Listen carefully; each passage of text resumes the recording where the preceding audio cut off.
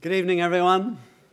Welcome to the 2018-19 Dudleian Lecture. I'm David Hempton, and as Dean of the Harvard Divinity School, it's my pleasure and privilege to welcome you this evening and to introduce briefly the Dudleian Lecture series to you. Before we begin, please let me take care of a bit of housekeeping business. So please make sure to silence your phones and any other devices that you are in charge of.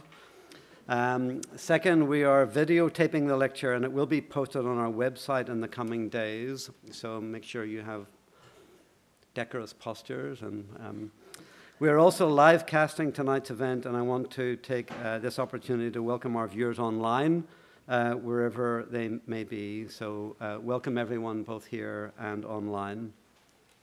First, my thanks go to our Office for Academic Affairs for organizing tonight's lecture, especially Margie Jenkins, the coordinator for the Academic Affairs Office, and other helpers in that office, but also to my colleague Kevin Madigan, the Wynne Professor of Ecclesiastical History on our faculty, who conceived and organized the lecture tonight. And we're also grateful to the Center for European Studies at Harvard for co-sponsoring this evening's event. So please allow me to say just a few words about the oldest and most distinguished endowed lecture at Harvard, the Dudleian Lecture, and thereby honor the donor who had this genius idea 268 years ago, living memory of some of us. So this lecture was endowed by Paul Dudley in 1750 with a sum of £133. So compound interest is a wonderful thing. Paul Dudley was born in 1675, and after graduating from Harvard College in 1690, he studied law at the Temple in London. He returned to Boston and became Attorney General and eventually Chief Justice of the Massachusetts Supreme Court, and he died in 1751. The first lecture in this series was presented by Edward Holyoke, an early American clergyman and the 9th president of Harvard, and it was delivered in 1755, and it was entitled Proof of Natural Religion. Recent speakers in this lecture series include Sister Mary Hughes, former president of the Leadership Conference of Women Religious, Suzanne Harjo, a Native American rights activist, Kathleen Cummings of Notre Dame, who is still remembered for her lecture on the 50th anniversary of Vatican II, and Dr. Paul Lim from Vanderbilt University last year, who spoke in commemoration of the 500th anniversary of the Reformation. So we have another anniversary, and a very disturbing one, to remember this year. November 9th, tomorrow, has been named by historians and journalists as a fateful day for German history, because so many important historical events happened on this date. Just to mention a few, the November Revolution and creation of the democratic Weimar Republic in 1918, the fall of the Berlin Wall in 1989. However, we are also mindful tonight of the Night of Broken Glass, or Kristallnacht, as it is in German, that took place in 1938. So we are remembering the 80th anniversary of this start of the Jewish pogroms by the stormtroops of the Nazis. On this infamous day in 1938, 267 synagogues were destroyed, and 91 Jewish citizens were killed in Germany and Austria. More than 30,000 Jewish men were arrested the following day and sent to concentration camps. Hearing those numbers and the even greater atrocities that followed is hard to talk about, but much harder to ignore or forget. Our speaker tonight is Professor Peter Hayes from Northwestern University, who is a very distinguished historian of these grim events. Dr. Hayes has devoted his scholarly work and research to help us understand and remember what happened during the time of the Holocaust in the not-so-distant past, and to ward off any new beginnings as they are looming all around us, as recent events have tragically shown. His latest book, entitled Why? Explaining the Holocaust, should be a must-read in every high school and college curriculum across the country. His book ends with the proverb, quote, "Beware the beginnings." The author tells us about Mr. Krupp, an important industrialist and influential leader in Germany in the early 1930s. Krupp was forced by Hitler's troops, which occupied his offices, to dismiss all his Jewish employees and any affiliates of other parties. Krupp capitulated in the face of the threat of violence and political pressure. Another board member of the industrialist group at the time wrote to Krupp stating, and I quote, that his actions amounted to capitulation to bullying, and that they deprived the organization of all basis for future non-compliance with Nazi demands. And this person goes on to write, if the German industrialists would not stand up for the legal rights of their own personnel, for whom would they stand up and on what grounds? And Dr. Hayes concludes his book by stating that this correspondent was correct. The more powerful the Nazis became, the more irreversibly right he was. So beware the beginnings. So thank you, Dr. Hayes, for being with us tonight. We're much looking forward to your talk. Before that, my colleague and friend, Professor Kevin Madigan, will introduce our speaker. Kevin's latest book project, as with my old and dear friend Ian Kershaw, a distinguished medievalist who is also the biographer of Adolf Hitler, represents a shift away from medieval Christianity, which was the subject of Kevin's widely acclaimed book, published in 2015, to a new career writing about European fascism in the 1930s. And he's now working on a book about the Roman Catholic Church and religious minorities in Mussolini's Italy. I want to note for our students attending tonight's lecture that Professors Hay and Madigan also have made time for a separate meeting with students tomorrow morning at 9 a.m. over breakfast to talk in more detail about Professor Hay's work and the questions that will arise from this evening's presentation. So if you're a student, please join our two distinguished professors tomorrow morning for a deeper conversation and presumably some free food. It's now my great pleasure to invite Professor Kevin Madigan to the podium to introduce tonight's speaker. Thank you, Kevin.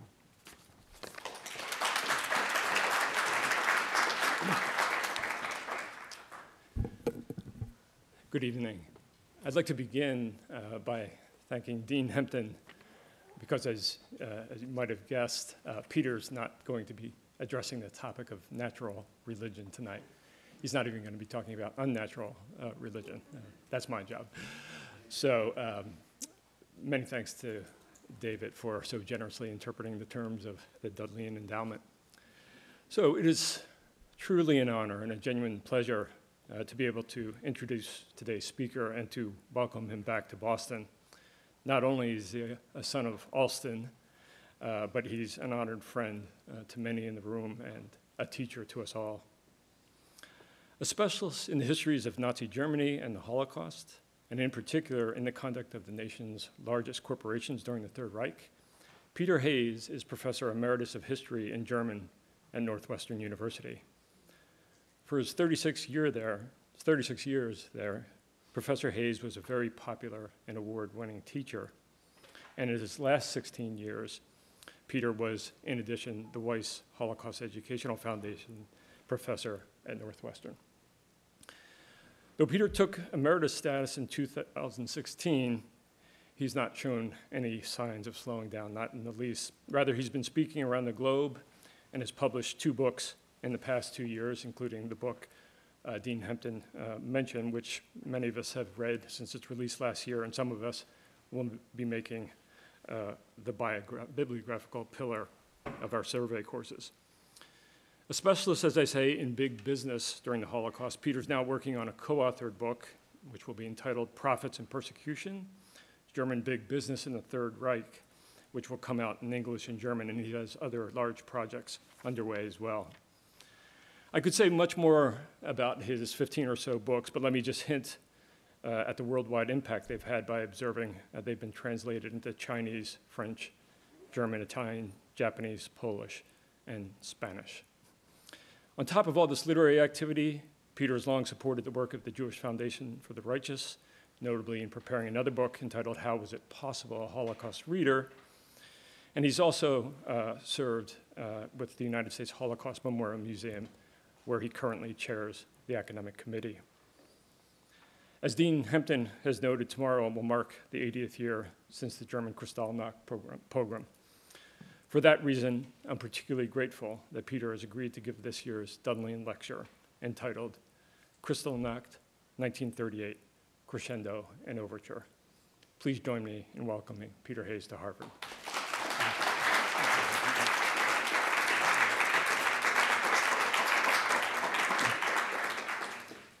Good evening, everybody. Thank you very much for the invitation, and thank you for coming. As you will hear in my voice, I think, as time passes, though I have spent 40 years in the Babylonian captivity of Chicago, I am originally a Bostonian. And I did spend the first 6 years of my life in Allston, Brighton, and then middle school and high school in Framingham. So I don't get back here enough.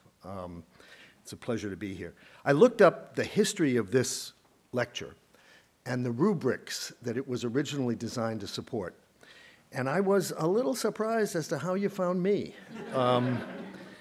I do not usually deal in natural or revealed religion. The third rubric was the Romish religion. I was raised in it, so that's something. And then the fourth rubric was Presbyterian ministry and theology. And there you were brilliant. Because my grandmother, my maternal grandmother's father, was a minister of the Kirk who was ordained in Stirling in Scotland and came out to New Brunswick. And then my grandmother moved down to Boston in the 1920s. So at least biographically, I fit. Most students of the Holocaust regard the pogrom unleashed in Germany on the night of November 9th and 10th of 1938 as a watershed moment. It's not that this was the first time, or even the first time in 1938, that Nazis had killed German Jews or driven them to suicide, burned their synagogues, and marched thousands of Jewish men off to concentration camps. Austrian Jews already had experienced all of this in March 1938 during the Anschluss. The Reich had rounded up 5,000 German Jews and put them behind barbed wire during the summer of that year. And the synagogues of Munich and Nuremberg were set ablaze then too. What appeared different about the so-called Kristallnacht to people at the time was the scale and intensity of the destruction and violence. All these things happened all across the country to many more people, at many more sites, and with much greater ferocity than previously. And what has stood out to historians since is something that the regime labored to conceal at the time: the organized, state-directed nature of the onslaught. In place of the arbitrary, episodic, uneven, and often locally instigated persecution and chicanery that beset German Jews during the preceding 5 years. I think I've set something off. In place of the arbitrary, episodic, uneven, and often locally instigated persecution and chicanery that beset German Jews during the preceding 5 years and 9 months of Nazi rule, a new phase of official and systematic degradation, humiliation, and dispossession seemed to have arrived. This understanding of what happened that November is simultaneously accurate and misleading. Accurate about the scale and barbarity of the onslaught, of the assault, misleading about the degree and forms of change in Nazi policy toward Jews that night. As to the scale, every dimension of the onslaught, the looting and destruction of residences, shops, and synagogues, the number of people made homeless, terrified, injured, and murdered, and the spectacle of somewhere between 26,000 and 30,000 Jewish men humiliatingly marched through the streets of the major cities on their way to deportation to camps, vastly surpassed even the vicious rampage in Vienna several months earlier, let alone the occasional assaults on Jews carried out by stormtroopers on Berlin's Kurfürstendamm in earlier years. Small wonder that within months the number of applications for exit visas on file at foreign embassies and consulates in Berlin overtook the number of Jews left in the Reich. One way of gauging the profound emotional impact of what happened that night is to read the more than 250 eyewitness accounts that 3 Harvard faculty members solicited in 1939-40 via a competition for, quote, the best unpublished personal life histories of persons who have experienced the effects of National Socialism in Germany, unquote.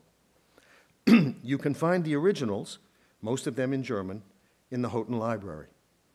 Also, there is a manuscript, including 34 translated excerpts describing the horrors of Kristallnacht, that a sociology professor here named Edward Hartshorne intended to publish under the title Nazi Madness, November 1938. The book never appeared, however, because Hartshorne entered US government service a few months before Pearl Harbor and never returned to academia. He was killed in Marburg, Germany in 1946 under mysterious circumstances. 2/3 of the excerpts Hartshorne chose finally got into print in 2011, albeit only in German, in a moving volume entitled Nie mehr zurück in dieses Land, a fragment of the sentence written by Dr. Herta Nathoff, recalling her resolve, quote, never again to return to this country if we can just escape alive, unquote. Yet despite the terrifying shock of the November pogrom, it did not denote a change in Nazism's objective regarding Jews.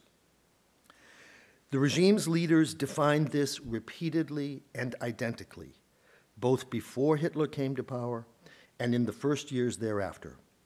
Jews had to be removed, in German, entfernt, from the German sphere. They were stigmatized as Germany's incorrigible eternal enemies, sworn subversives and fifth columnists whose traitorous actions had brought about the nation's defeat in World War I and would cause the same outcome in another conflict. The sole change over time was in the regime's choice of means to achieve their removal.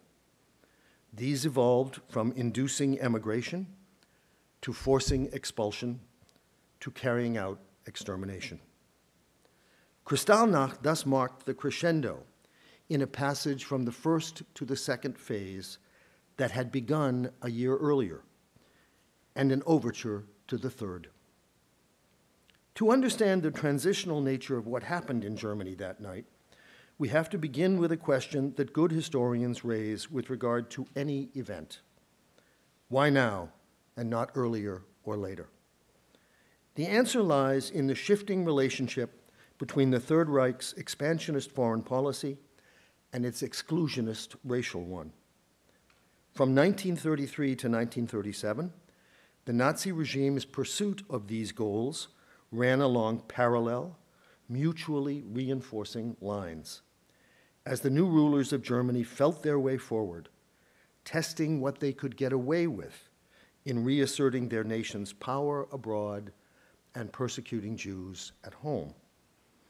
After all, Hitler started from an outwardly weak position. When he came to power in January 1933, his nation had no armed forces to speak of, and his party enjoyed majority support in neither the electorate nor the cabinet.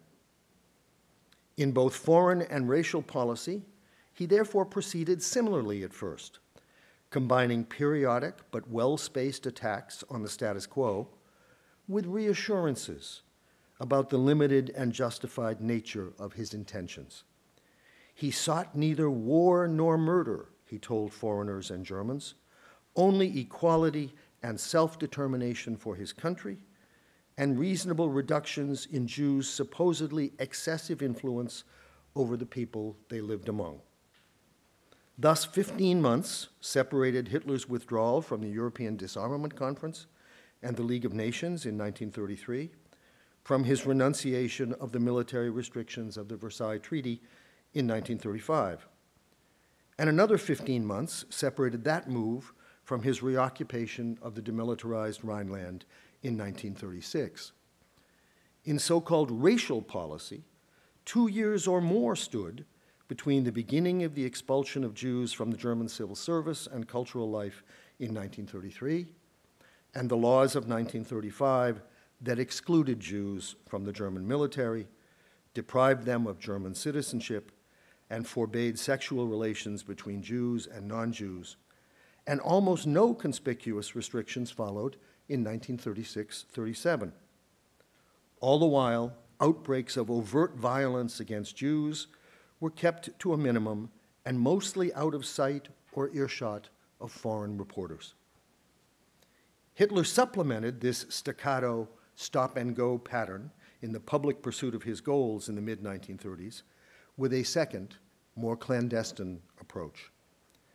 To conceal the pace of German rearmament, his regime created a dummy bond-issuing corporation called MEFO that in effect doubled the military expenditures reported in the national budget.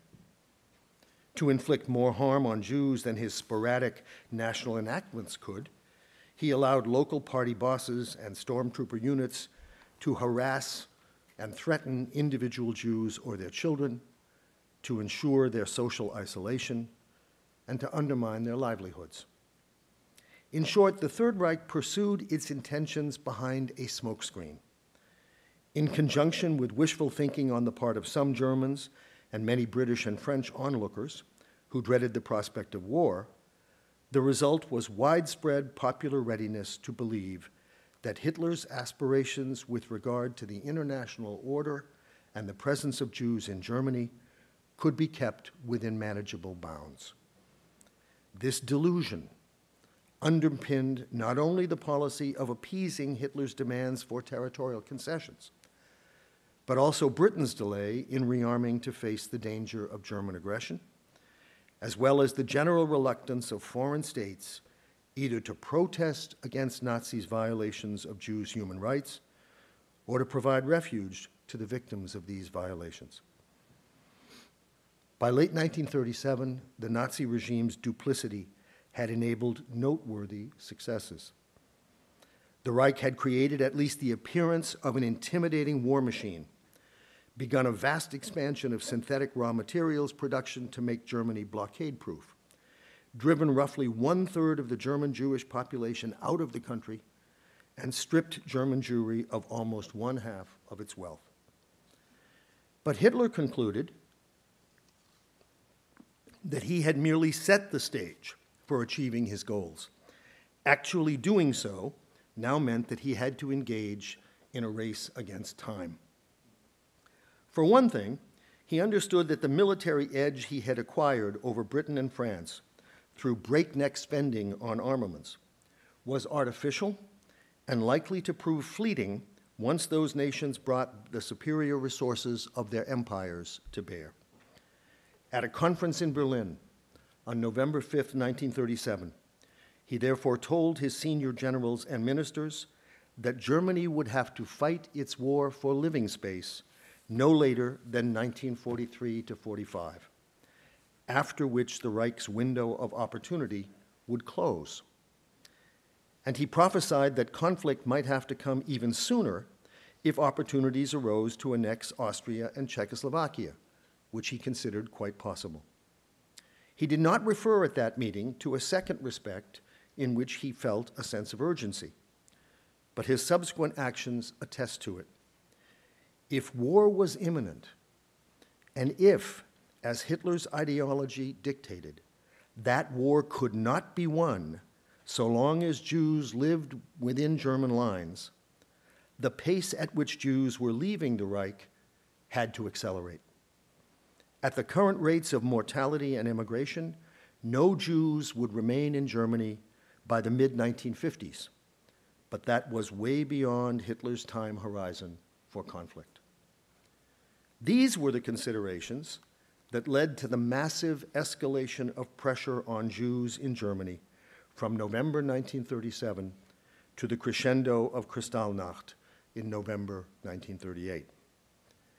the Nazi regime now subjected Jews to a veritable cascade of cruelty in order to persuade more of them to leave and to shock and awe other nations into opening their doors. Jewish businesses were defined as those in which one senior manager was a Jew, or 25% or more of the stock was owned by Jews. Swiftly deprived of government contracts, raw materials, and foreign currency with which to pay for necessary imports, such firms had little choice but to sell out at extortionist prices. Jewish communities lost their right to own property and had their synagogue and school sites confiscated. Jews had to complete an itemized census of their personal property, to add identifiably Jewish middle names, and to have their passports stamped with a red J. 30,000 Jews lost their jobs when the Reich forbade them to work as traveling salesmen.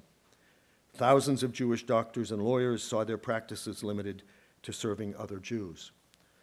The national government authorized municipalities to ban Jews from public streets on certain days of the week. It expelled Jews who held Soviet citizenship from the country early in 1938, and many of those who held Polish passports in October, thus setting off the chain of events that led to the Kristallnacht pogrom. But until that outburst of atrocity, the increasing pressure on German Jews led to only a modest increase in the number who managed to get out of the country. The Evian Conference on Refugees in July 1938 revealed all but universal unwillingness on the part of the rest of the world to take in more Jews. Nations that had been receptive in the early 1930s, notably France, the Low Countries, and Czechoslovakia, had turned noticeably less so. In the United States, immigration quotas continued to go unfilled as the public and the relevant divisions of the State Department balked at the admission of more so-called refugees. While Britain continued to insist that it could serve only as a transit state, accepting only Jews destined for another ultimate destination, the Dominions, notably Canada, South Africa, and Australia, declined to accept more than a handful of such people. Herschel Grynszpan's murder in Paris of the German diplomat Ernst vom Rath, in order to draw attention to the plight of his parents, who were among the Polish Jews the Nazis had tried to push into Poland, thus gave Hitler a pretext to ratchet up the pressure. He welcomed it all the more because 1938 had presented him with the possibilities he had foreseen the previous years in the form of the Anschluss with Austria and the acquisition of the Czech borderlands at the Munich Conference. These victories now brought Hitler face to face with the inherent but previously masked contradiction between his desires for territorial expansion and racial purification. Obtaining the former worked against achieving the latter, since the newly acquired territories together contained 200,000 Jews, almost as many as had emigrated from the Third Reich since 1933. This circumstance gave added impetus not only to the regime's decision to unleash the violence of early November 1938, but also to the emergence in Nazi leadership circles of a new way of talking and thinking about policy toward Jews. Given the prospect of not being able to get rid of Jews faster than the growing Reich added them, a prospect made vivid by the fact that the living space Hitler envisioned lay in Poland and parts of the Soviet Union inhabited by millions of Jews, officials began to give voice to the previously unthinkable. The first documented use of a new vocabulary concerning the Reich's future treatment of the Jews comes from a report of a Swiss diplomat in Paris of a conversation on November 14, 1938, less than a week after Kristallnacht, in which the number 2 man in the German Foreign Ministry, Ernst von Weizsäcker, declared, quote, The remaining Jews in Germany should immediately be deported somewhere. If no country will take them in, they surely are going sooner or later toward their complete annihilation. In German, ihre völligen Vernichtung entgegen. Vernichtung. 10 days later, Das Schwarze Korps, the publication of the Nazi SS, which now also controlled the German police, editorialized as follows, quote, "The German people are not in the least inclined to tolerate in their country hundreds of thousands of impoverished Jews. In such a situation, we would be faced with the hard necessity of exterminating the Jewish underworld by fire and sword. The result would be the actual and final end of Jewry in Germany, its complete annihilation." Finally, in January 1939, Hitler made the new vocabulary his. On the 21st of the month, he told the Czech foreign minister that the Jews of Germany would be annihilated unless other nations admitted them. 9 days later, in a speech to the Reichstag commemorating the 6th anniversary of his appointment as chancellor, Hitler predicted, quote, "the annihilation of the Jewish race in Europe," unquote, in the event of a new world war. As yet, all these remarks foretold annihilation, Vernichtung, only as something that would happen under certain conditions. But for the first time, the thought was out in the open. So much so, in fact, that the U.S. Consul General in Germany, Raymond Geist, prematurely but presciently told the State Department on December 6th, weeks before Hitler uttered even the threat, that, quote, "the Germans have embarked on a program of annihilation of the Jews," unquote. Headlines in American newspapers used the same word. In the short run, Kristallnacht was a qualified success from the Nazi regime's point of view. Briefly but perceptibly, the rampage pried open the doors of admission to the United Kingdom and to the United States, shocking public and official opinion enough to allow about 100,000 Jews to gain access to both places before the gates narrowed again during the following summer. But this was as nothing when set against the conquest of Poland shortly thereafter. In pursuit of a Jew-free Greater Germany, the Reich clearly was chasing its own tail. Officially, the near-term policy in 1940 remained inducing emigration, while the relocation of most German Jews to so-called Jew houses and the formation of ghettos in Poland accelerated the rate of attrition among them and prepared the way for the next phase of forcible expulsion to a succession of imagined destinations. At first Madagascar, later the outer reaches of a conquered Soviet Union beyond the Urals and above the Arctic Circle. But as each of these so-called reservations proved impracticable, all of the conditions posited by Weizsäcker, Das Schwarze Korps, and Hitler in 1938-39 came to pass. The numerous remaining Jews could not be deported. They had become impoverished, and war had occurred. And so during the latter half of 1941, the fulfillment of the prophecies of 1938 took place, but in two steps. First, the Nazi regime opted to bring death to the Jews in the path of its invasion of the Soviet Union, and thus to avoid the problems of managing ghettos that had arisen in Poland. The murders would be carried out by special shooting units drawn from the SS and assorted police formations, concealed from the wider world under cover of war, and justified to German soldiers as preventing sabotage and forestalling partisans, in short, as acts of self-defense. Second, just as these killing operations in the East began to encompass women and children as well as men, Hermann Göring directed Reinhard Heydrich to find, quote, "an overall solution to the Jewish question in the German sphere," unquote.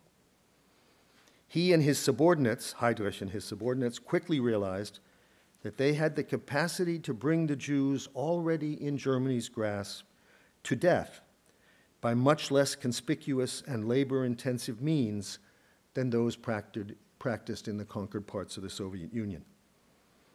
By deporting Europe's remaining Jews to remote sites, applying the gassing methods developed during the so-called euthanasia action of 1941 against handicapped people in Germany, exploiting the cheapness and lethality of a fumigant already in use at many camps and military sites, the infamous Zyklon, and burning the bodies, the SS could achieve its dream of a Jew-free Reich in relatively short order. Consequently, the effects of Zyklon were tested on Soviet prisoners of war at Auschwitz in September 1941.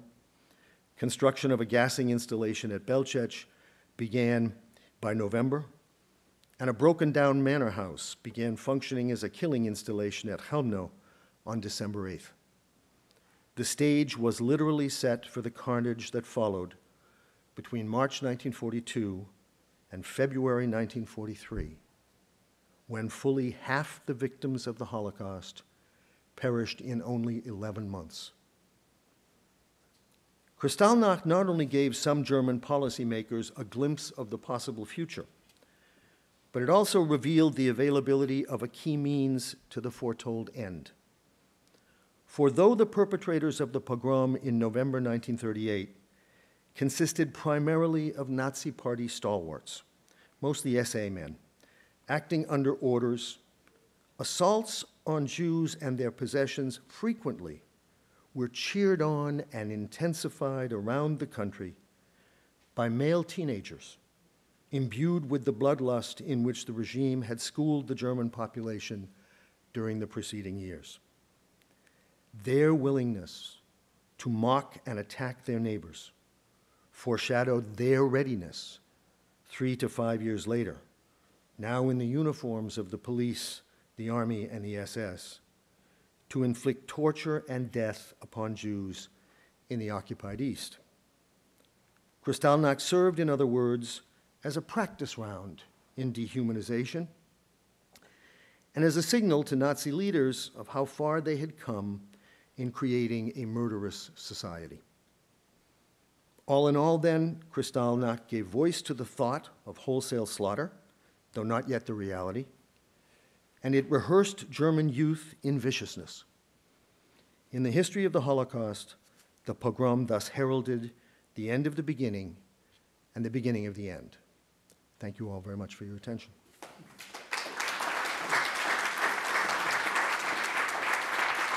Now we'll have Alex, and then I'll respond. So thank you so much, Peter. And we'll now have a brief response from one of our own, Professor Al Sagan from the Center for European Studies. Alex. Thank you, Kevin. Good afternoon. Thank you, Peter. Thank you, Kevin. Before responding to Professor Hayes' thoughtful and stimulating lecture, I would like to thank Dean Hempton and Professor Madigan and their colleagues at the Divinity School for giving us the opportunity to co-sponsor this afternoon's event. Kevin organized this event from start to finish and offered us the opportunity to co-sponsor without the heavy lifting, and we appreciate it very much. 30 years ago, in 1988, as a doctoral student at Harvard, I co-organized an academic conference commemorating the 50th anniversary of the November pogrom. I was struck then, as I am now, by the unique way that academic gatherings can serve the dual functions of education and commemoration. The following year, I was privileged to attend the first Lessons and Legacies Conference on the Holocaust convened by Professor Hayes and the Holocaust Education Foundation at Northwestern. This was the beginning of a series of conferences, edited volumes, and scholarly institutes in North America and Europe that did more than advance academic understanding of Nazi crimes and the genocide of the Jews in Europe. These efforts, in which Professor Hayes has played a leading role over many years, helped to bridge gaps that once fractured the field of Holocaust studies. Gaps between academics and survivors, between Germans and Jews, between those focused on the victims and those studying the perpetrators, and between historians, literary critics, religious scholars, and psychologists. This work, in addition to his definitive research on German industry in the Third Reich, has helped make Peter a dean of the field. And it's an honor to have him here today and to have the opportunity to hear an overview of Kristallnacht that draws deeply on his vast knowledge of the scholarship on Nazi Germany and the Holocaust.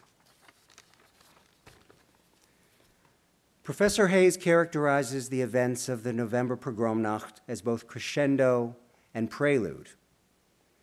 And in referring to similar acts of public violence, humiliation, vandalism, and theft that occurred in the months before November 1938, he shows that Kristallnacht was indeed a crescendo, different in scope, but not different in kind, from a longer phase of anti-Jewish persecution within the German Reich. This raises several questions. My first has to do with the changing role of anti-Semitism in Germany during the Third Reich. As Professor Hayes notes in Why, his recently published and magisterial overview of the Holocaust, the problem with Daniel Goldhagen's argument regarding German anti-Semitism was the characterization of anti-Jewish prejudice as an unchanging force in German history.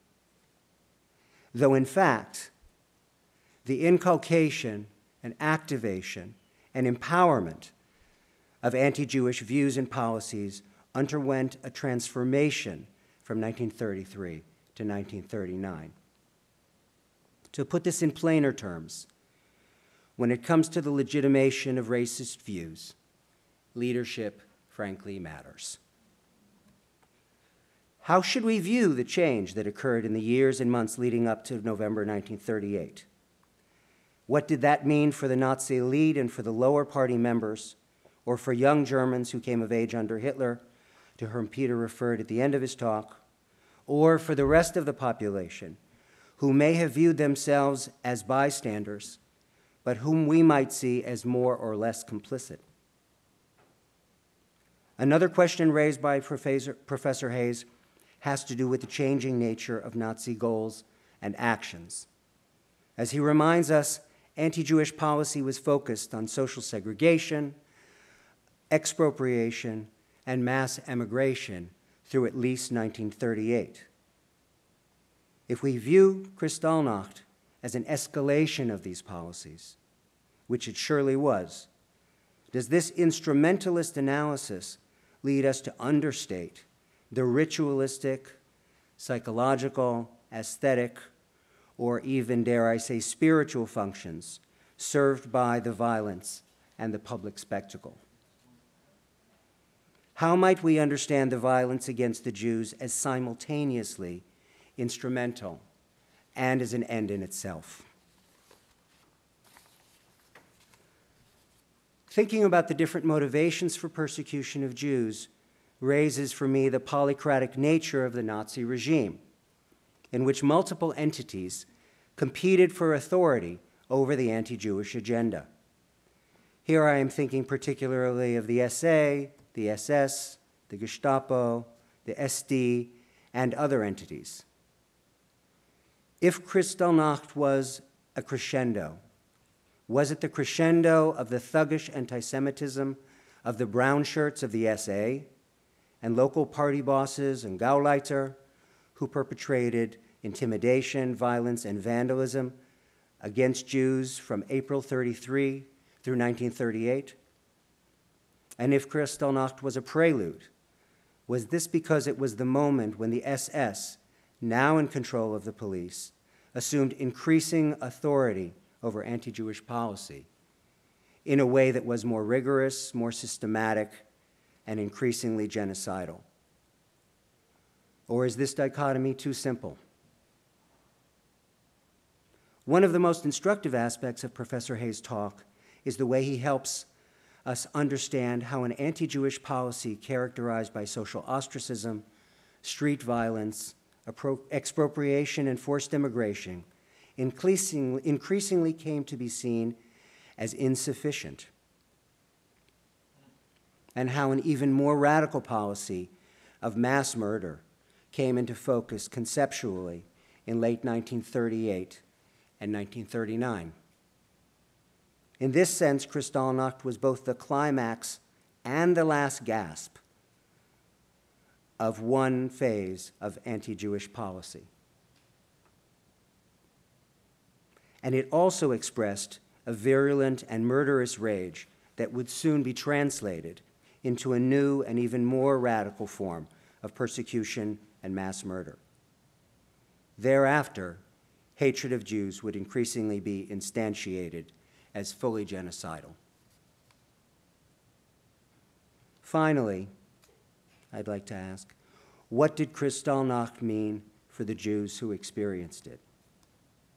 In Why, Professor Hayes says a great deal about the impossible situations in which victims found themselves, the choiceless choices that they faced without any possibility of decisively influencing their fate at the hands of others. Peter, today in your lecture you mentioned a collection of victim testimonies in the Harvard archives. And I'd be grateful if you could say a bit more today than you have already about the experience of the Jews themselves in Germany at Kristallnacht. Thank you.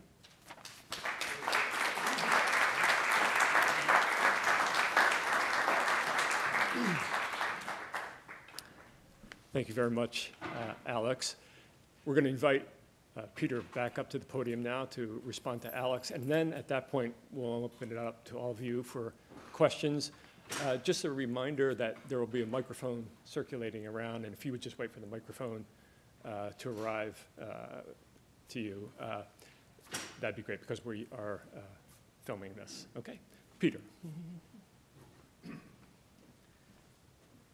Thank you, Alex. These are all very challenging and important issues. Let me, unlike Alice in Wonderland, let me start at the end and work back. This question of the experience of the Jews who went through this, one of the things one has to bear in mind is what Nazi persecution did to the Jewish population in Germany after 1933.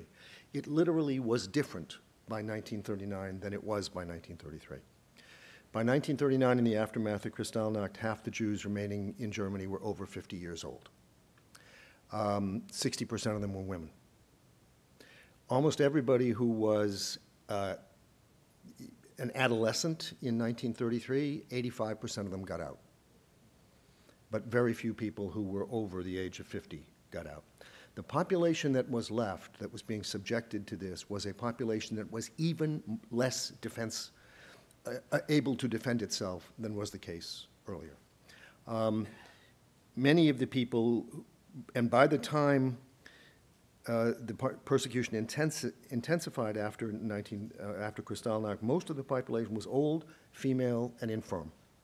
And so this is the first thing to realize about the situation, that is who these people were. That they had been, those who had skills that could get them a visa to another country had long since left.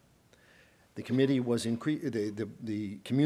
increasingly grouped in these so-called Jew houses, where people lived 3 or 4 to a room, where they were restricted where they could go shopping. They were restricted what hours of the day they could go shopping, usually after 4 o'clock in the afternoon, at which point all the shelves would be empty, and so forth. So this is what was left, and it is important to realize that what the Nazi policy had done from 33 to 39 was to reduce this community to this situation. That takes us to the first question. How'd they do that? Not to the community itself. How did they create these kinds of pressures on the community that produced that result?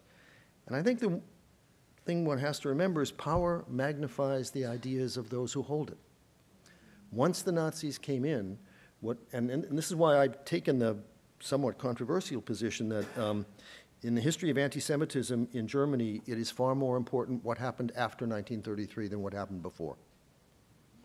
Anti-Semitism did not bring Adolf Hitler to power. It was not the principal motivation of why people voted for him.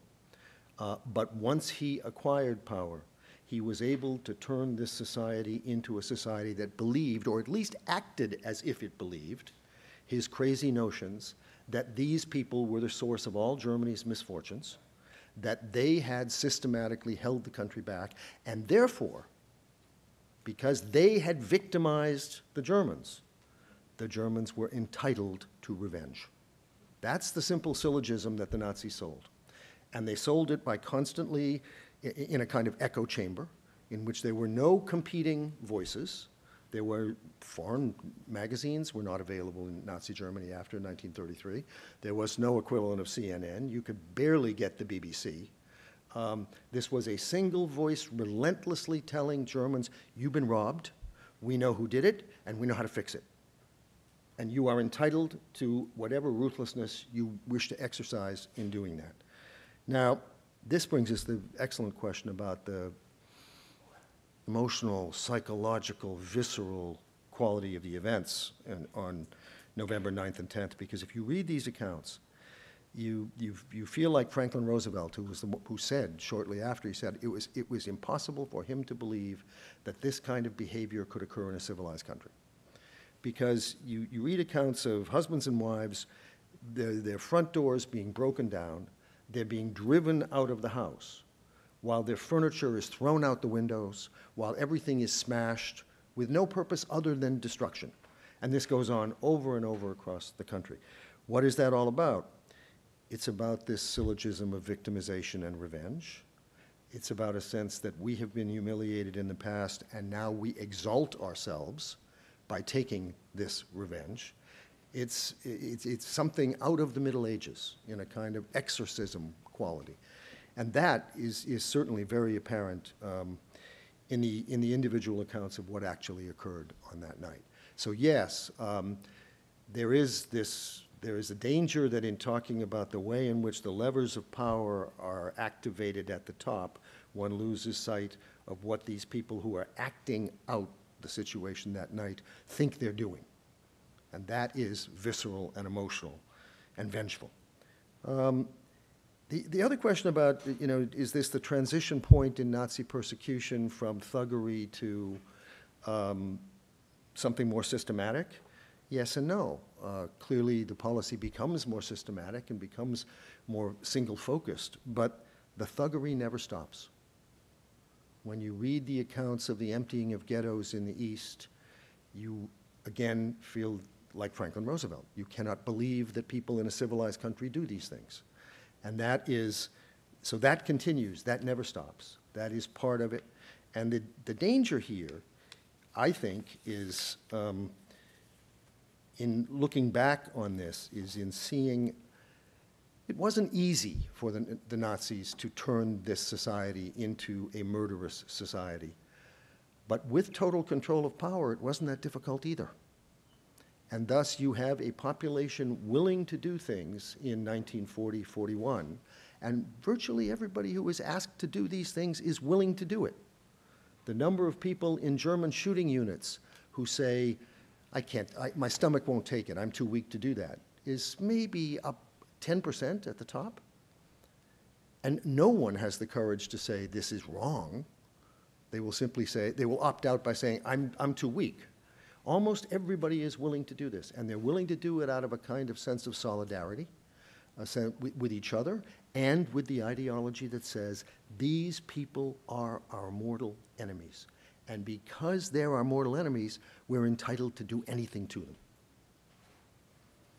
Take questions? Yeah, please.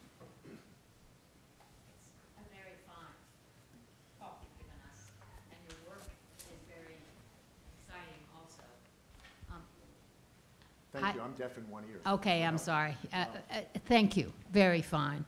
I'm thinking as you're talking about Victor Klemperer. You know Victor Klemperer, of course. His work helped me as a white Southerner in this country growing up in the 40s and 50s and seeing this white supremacy ebb and flow in a certain way but always be there. the way he talks about the underlying anti-Semitism and anti-Jewishness rang a lot, was very resonant with me about the way white supremacy worked, at least in the white South of my, well, I don't know really how it works in the rest of the country, in the sense that it wasn't every day getting a lecture about those Jews killing Jesus or those Jews who did these things. It was underlying in a lot of formal and informal ways, in this sort of just who said it when it was polite or impolite, how deep it was. And what I loved, especially about the language of the Third Reich, but also around his memoirs, is how much he just documented that as a growing part of an acceptable discourse. He was so much about discourse, but also about practice. Suddenly it just wasn't odd to say and then do and then act on those things. And it seems to me that what you're saying is that, and what I don't understand, and I don't think Klemperer understand, and I hope you can help, is what are the checks on it? I mean, does it have to run its course? Is there a way to just make it irrelevant? That's what I think I thought for a long period of time. But how do we check it? Because it's there. You know it's there. Yes, but there's almost no way to check it in the circumstances of Nazi Germany. You got to remember, Right. this is a society this is a political party that comes to power in extremely violent circumstances. The first 6 months of 1933 are drenched in violence. And there are stormtroopers marching down every street. And if you are, Sebastian Hafner tells this story, I think, that if you are a civilian standing on the sidewalk and the swastika flag goes by and you don't elevate your arm, the brown shirts will beat you up. And the cops won't protect you.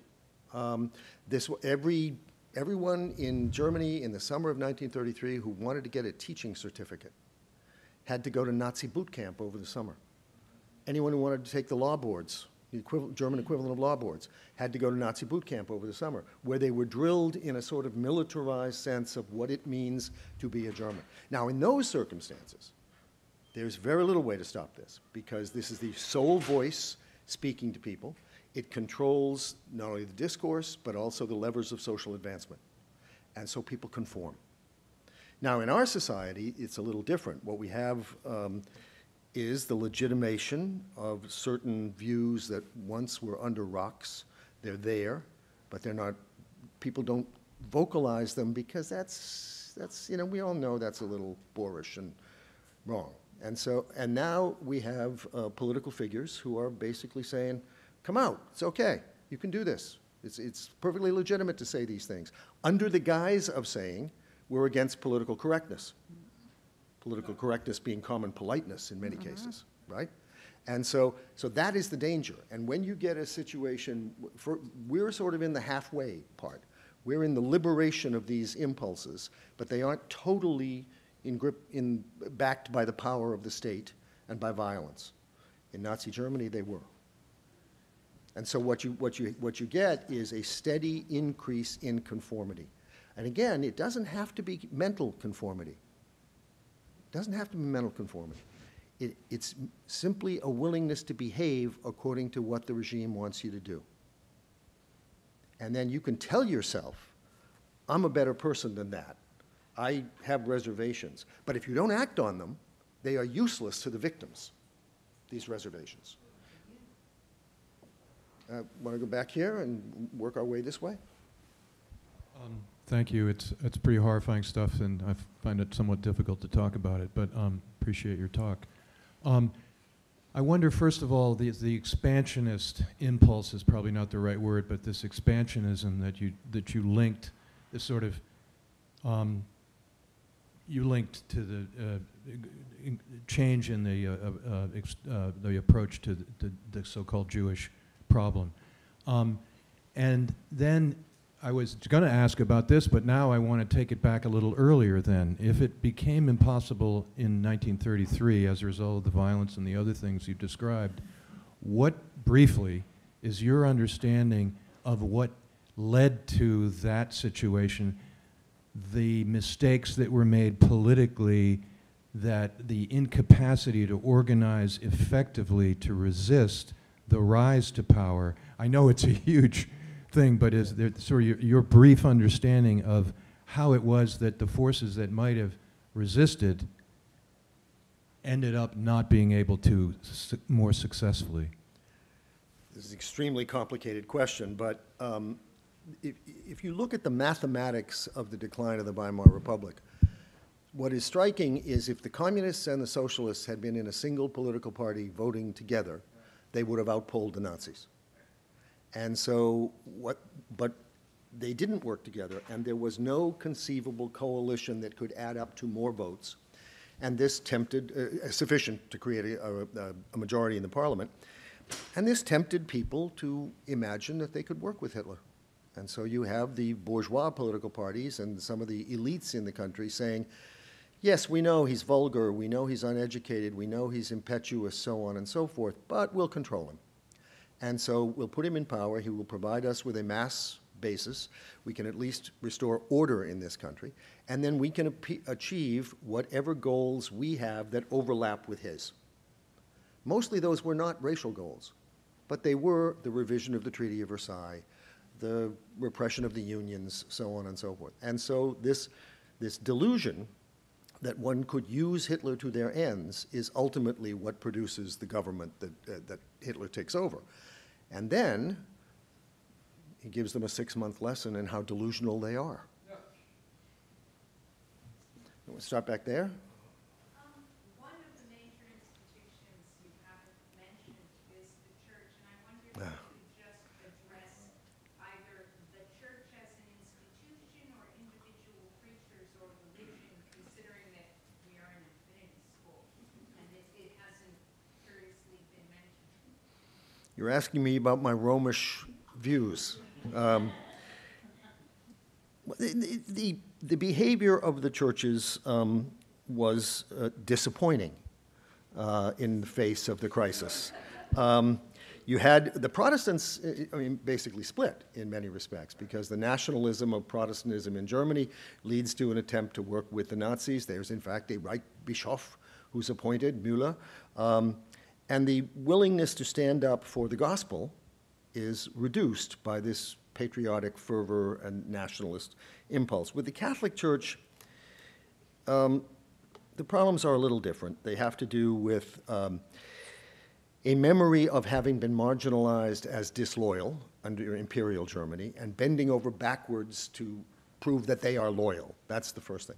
The second thing, and this is a little excursion into my youthful days of catechism training, the thing you have to remember about the Catholic Church is it is, at least in my opinion, it is highly blackmailable by political power. And the reason goes like this. In Catholic theology, there is no salvation without the sacraments.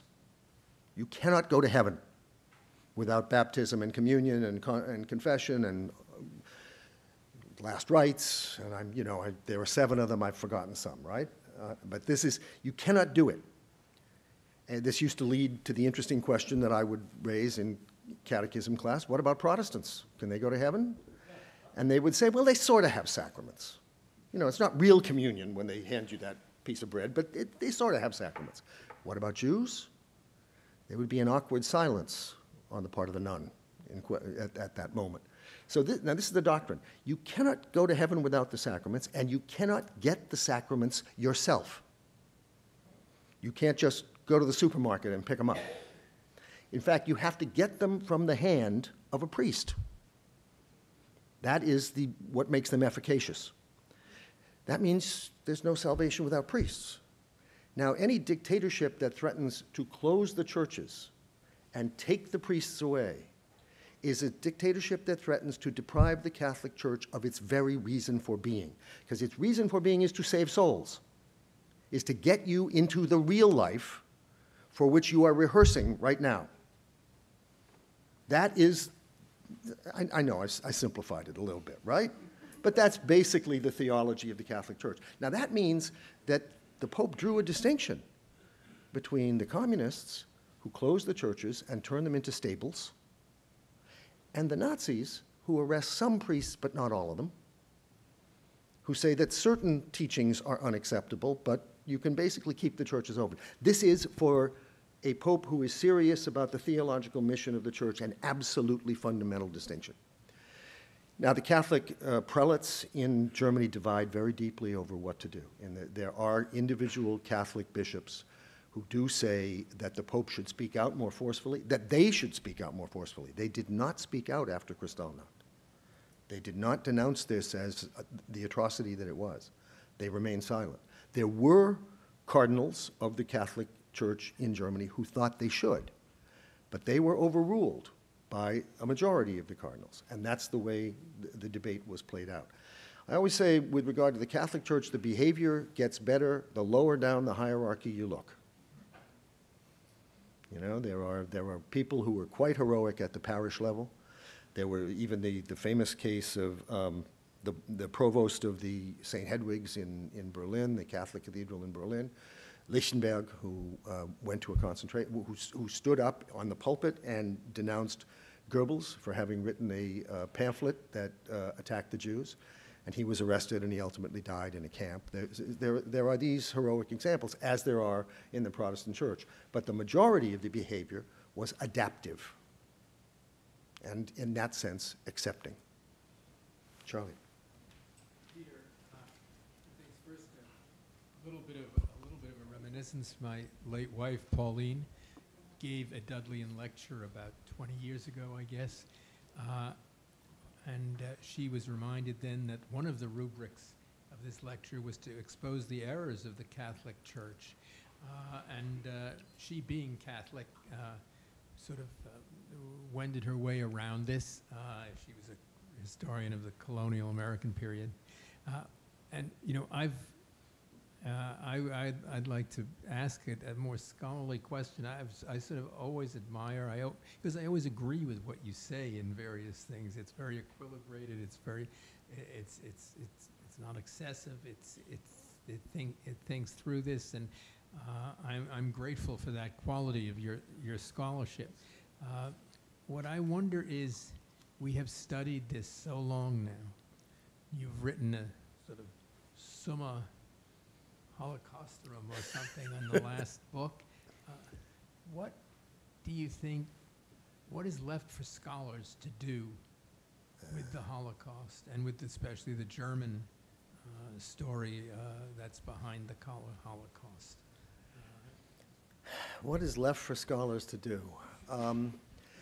You know, if I knew that, I'd be part of the next generation, which I can't be. You know, so the next generation will come up with things that I can't possibly imagine, because I'm steeped in the questions that my generation cared about. We certainly can answer that question geographically. We know the parts of the Holocaust that we most need to learn new things about.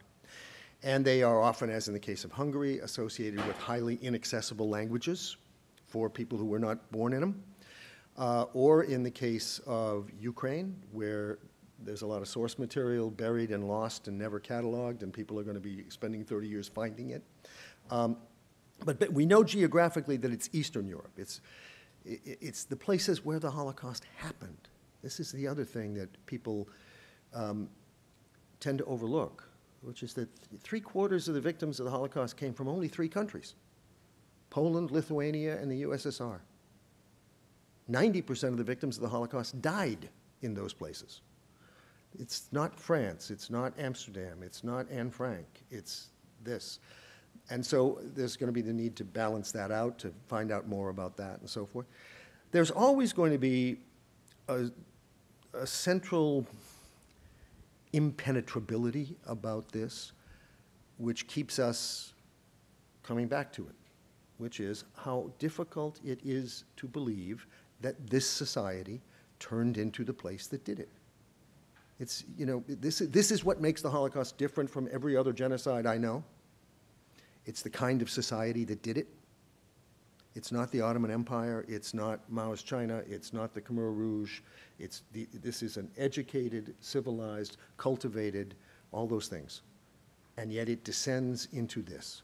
That's always going to be the question that we keep coming back to. And then there will be other questions that we keep coming back to. Who will defend whom? Timeless question, which the Holocaust throws up over and over again.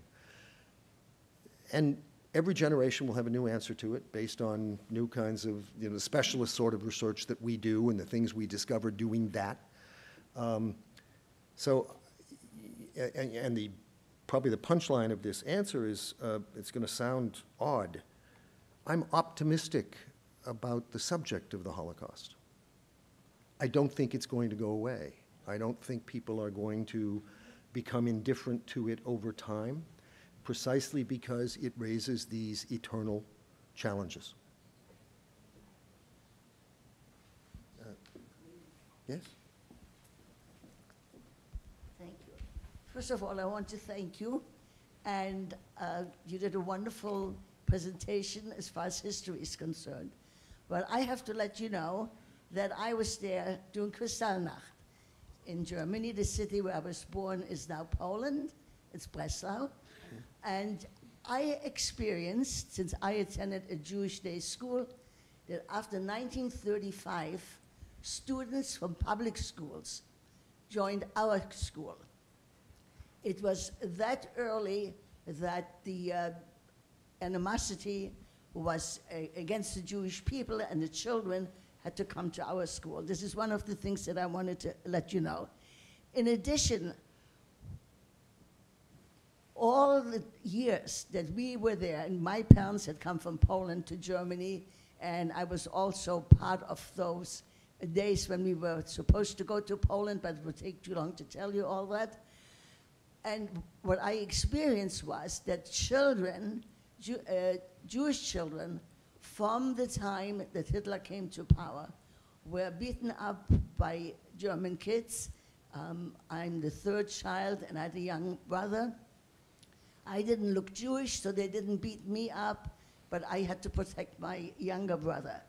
I also want to mention that I experienced from my parents' business that it declined, and that the German population, while they were perhaps not anti-Jewish, they were afraid to come to a Jewish store and buy there. In the beginning, not everybody joined the Nazi Party, but as time went on, more and more did. And I think the promises that Hitler made to these Germans, that he would help them financially, is also very, very important. That turned them against the Jews. And I also want to let you know that the Jewish community in every city, not only in mine, in Berlin, in Frankfurt, wherever, they banded together and they did an extremely important job trying to help Jews either to leave Germany or to prepare us children to learn a trade that when the time comes that we could get out. In general, the idea was that males have to leave first. So you were right in saying there were many Jewish women and children left, because if they could possibly send the husbands, fathers out of the country, they did that. You didn't mention the communists enough, because they were also persecuted. They were the target of the Nazis. And I also want to share with you, I'm sure that you know about that newspaper, the Stürmer, which was a paper that was, its only claim to existence was that they had caricatures and horrible stories against the Jews, the Knoblauchjude. And yet, as a child, I stood there because I was fascinated, and I stood there and I read it and I said, that's not we. We are not the way it's written there. So if you, but I don't want to speak more because I could go on forever and ever, because it's part of my life. But I want to thank you, and I'm glad my daughter-in-law, Professor Bowdy, who invited me to come here. Thank you very much. Thank you.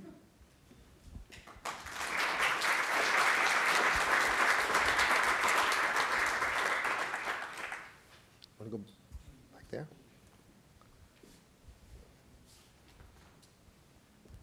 Thank you very much for that enlightening talk. I don't think there's a single European or Eastern European or even Middle Eastern to this day, including myself, who was not affected by what the Nazis did in 1938. My family was affected. But I don't want to go into a personal thing. My question is, I'm afraid as scholars, maybe you're letting the average German easily off the hook. The people who did this were not just thugs. I mean, the people who did this were at high level in terms of society. They owned, you know, they had a lot of money. They had good positions. So to say that, you know, leadership matters, to say that it was because of Hitler that this happened, to say that people were afraid because the SS or the Nazis were scaring them off, I believe that's a little bit letting the Germans off the hook easily. So maybe in the future, what really the scholarship has to be directed towards what has the church done about this? What have the people who had the money, how were they involved in this whole thing? And basically, just as German society, how was the society in general involved in this? The Swiss psychiatrist Carl Jung said the German pagan god Wotan was awakened, because what happened was just beyond understanding. So we can't just say it was the thugs. We can't just say it was Hitler. It depends a lot on what we're talking about. If we're talking about the night itself, Kristallnacht, yes, we can say it was just the thugs. If you are talking about the transformation of German society in the 30s, there is a lot of scholarship on all the things you just listed. Now, where there is a very strong difference in the literature, is the old-fashioned view that somehow in the course of the 1930s, the German national character reasserted itself, which is your reference to Jung and Wotan and so forth, the sort of Wagnerian view of German history. I just don't agree with it. I just think that if you look at all the written sources, if you look at the material that we have, it is quite clear that some Germans fit that model, but not all of them do. There was also 1918 in German history. All roads do not lead to the same place. It takes a lot of political power to form a society into the instrument of this will. It takes a lot of money to do that. Just a moment. Remember, there are moments where certain numbers are blindingly revealing. When Adolf Hitler came to power on January 30th, 1933, probably 55% of the Germans had never, ever voted for him. 55%. Now, to then say in the face of such a thing that blanketly these people were all in agreement and ready to do it from day one is just not a credible assertion. You have to look how a voting bloc that did not endorse him became a society in 1933. For instance, I'll give you an illustration from my work on corporations. I've written 2 books, you said industrialists. I've written 2 books about large-scale German corporations. IG Farben, a big chemicals company, Degussa, a smaller chemicals company. When Adolf Hitler came to power on January 30th, 1933, not a single member of the board of directors of either of those companies was a National Socialist. The 2 companies, each of them had made one small monetary donation in the course of 1932 to the Nazis. Neither company had ever advertised in a Nazi newspaper, which is another way of subsidizing the Nazis. Flash forward to 1943. These companies are partners in the sale of Zyklon B. They are both employing tens of thousands of slave laborers. They are involved in every crime of the Nazi state. The important explanatory problem is, how do you get from A to B? How do you get to a situation in which none of them are for Hitler and greeting him with enthusiasm, and 10 years later, they are all acting as if they had been? That's an important explanatory power. And the idea of German national character, or the way they raise their children, which also comes up in this context, that they were all just primed to do this from the get-go, seems to me to fail completely in the face of that difference, 1933 and 1943. Someone right behind you. I was just wondering if you could characterize this progression from through these phases of immigration to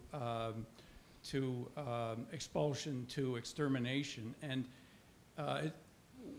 was that something that was like planned from the beginning, or was that something that the government got, the immigration thing wasn't going fast enough? I mean, it sounded to me at the start of your talk, you were saying that I believe that a third of the Jewish population had already left by. Mm-hmm. So it sounds like it was actually having big time effects. Mm-hmm. And so, and granting with territorial expansion, they were adding more Jews, so they were kind of like running in place kind of thing from their point of view. But I'm just wondering, what was their idea about the emigration phase of this from the beginning? Did they think it would be sufficient? Or was it a highly, or was it part of a plan that they had from the beginning to go through phase 1, phase 2, phase 3? It's quite striking how little they had thought this through. When you look at the party planning documents from 1928, 1929, 1930, 1931, they basically think that if they just make life difficult for Jews in Germany, that they will go away. And they think of new ways to make life difficult. They lay out some of them, but principally what they're worried about in the initial phase is they've convinced themselves of this fantasy that Jews have too much influence over Germans. Jews make Germans do things that Germans wouldn't want to do if they were thinking straight. So you try to reduce that influence, and the first thing is you kick them out of the government positions and you kick them out of cultural life. One of the first things they do in 1933 is they say, Jews can't be newspaper editors. Jews can't be theater directors. Jews can't even be orchestra conductors. All the ways in which they have an effect on Germans, that will be cut down. That will be stopped. And then this isn't enough. And so they begin thinking of new things. And what happens is a kind of mission creep, or where they're getting some of what they want, but it's not quite enough. And then, of course, there was that element of time that I introduced to you. Their sense of time speeds up. They have to get rid of the Jews before the war comes. And so they've gotten a third of them out by 1937. Now they think of the next thing. But then, of course, they're expanding to get ever more Jews. This is the fateful mathematics of Nazi expansionism, that they believe the Jews are a mortal threat, but they keep taking territory where there are more Jews. And then you ask yourself, why does this vocabulary suddenly crop up in 1938, and it had not existed before? Their messaging was very consistent. Entfernung, removal. And then all of a sudden, people start talking differently. Why does that happen? Because literally it dawns on them that they're facing this mathematical dilemma. And they haven't thought it through. One more? Yeah, one more. We get it. Thank you so much for this most enlightening talk. My question sort of follows on one of the earlier questions. Can you talk a bit about, first of all, I don't disagree with you about the proximate cause and the role of leadership, but if you take a historical view and you go to the Crusades, the Inquisition, the Dreyfus Affair, the pogroms, I'm now going to the late 1800s, early 1900s in Poland, in Russia. Is there not a common element there, and is it not the church? Say that last sentence again, I'm sorry? Is there not a common element there, and is it not the church? Of course. The beginning of my book, the first chapter of my book is Why the Jews? And it is about anti-Semitism, which is fundamentally rooted in a religious conflict. So there is, modern anti-Semitism may not take religious forms in many respects, but it starts with a religious rivalry. The Jews are the people who said no. Christianity came into the world with a promise of the good news, the gospel, the new covenant, the whole bit, everything is revised and starting anew, and the Jews said, thank you very much, we have it. And that's where it all starts. Now, however, it's not a linear story. There's the Crusades, there's the Inquisition, there's that. There's also emancipation. There's also the trend of the 19th century in which more opportunities are open to Jews and so forth. There's Amsterdam. There's the Netherlands in the early modern period. It's not a consistent story in which always the persecutorial impulse has the upper hand, because there are countervailing strains of Christianity and countervailing notions in Western history. So what we look at this and we try to figure out, why do these eruptions occur? What are the conditions that are favorable to eruptions of this sort at one time or another? What are conditions that are unfavorable to it?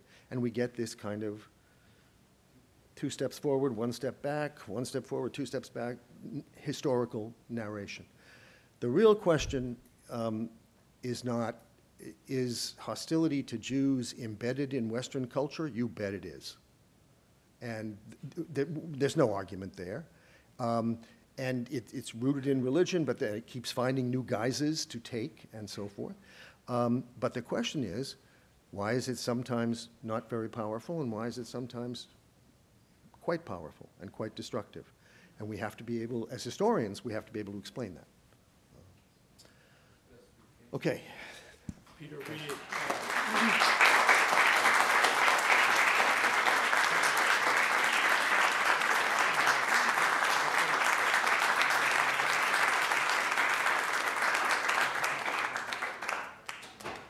thank you all so much for coming tonight, and a big chunk of that applause, I would say, is not only for Peter's lecture tonight, but for